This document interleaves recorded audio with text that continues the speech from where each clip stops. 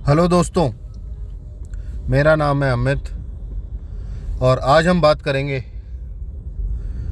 Practical real urban life के बारे में, जिसमें कि एक आदमी सुबह ऑफिस जाता है ट्रैफिक में फंसते फंसाते हुए और शाम को अपने घर जाता है ट्रैफिक में फंसते फंसाते हुए। कभी कभी उसको ऑफिस के काम के लिए भी मिड डे में निकलना पड़ता है, ट्रैफिक उसे तो भी झेलना पड़ता है। बाकी घर के छोटे मोटे काम, पेरेंट टीचर्स मीटिंग, शॉपिंग, थोड़ा बहुत कभी मूड किया तो एक्सरसाइज, कभी जिम, कभी कार्डियो, कभी दोस्तों के साथ थोड़ा बहुत आउटिंग, कभी ऑफिस की पार्टी, कभी किसी का बर्थडे, कभी किसी की शादी, कभी किसी का मुंडन, और कभी कभी कुछ नेगेटिव बातें जैसे किसी की डेथ हो जाना। तो दोस्तों, यही ज़िंदगी है शहर की। आज मैं जा रहा हूँ साउथ दिल्ली से द्वारका अपने घर की तरफ और रात के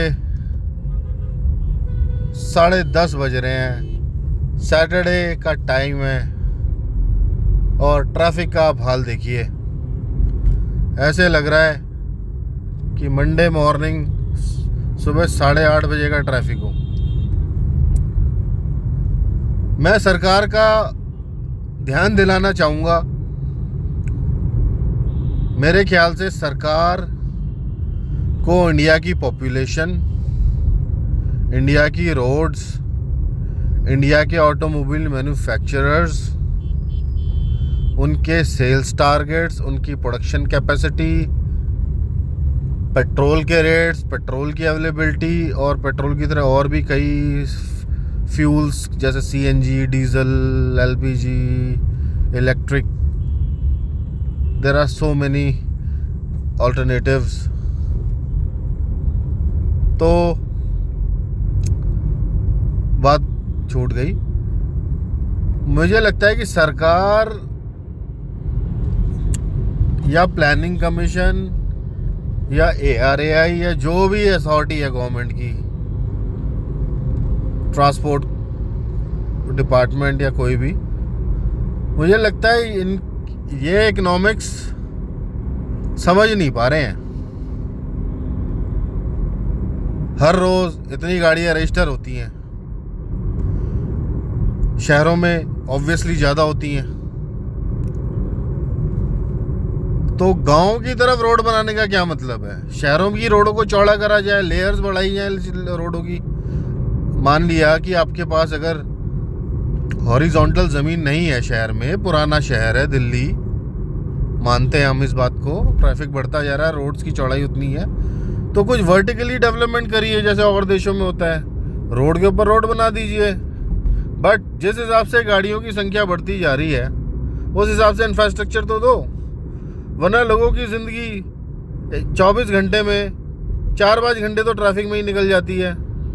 हालांकि सबकी नहीं निकलती, बट जिसकी भी निकलती है तो ये तो एक तरह से उसका ह्यूमन राइट्स छीनने वाली बात हो गई गवर्नमेंट के मिसमैनेजमेंट की वजह से। कम से कम बंदा अपने घर पे टाइम से पहुँचे, फैमिली के साथ टाइम स्पेंड करे, थोड़ा अपने बारे में सोचे, ढंग से एक्सरसाइज करे। ऑफिस के वैसे ही इतने प्रेशर होते हैं प्राइवेट जॉब्स में, अब तो सरकारी में भी होते हैं। तो मेरा ये मानना है कि कोई ऐसी कमेटी बिठाई जाए, कोई ऐसी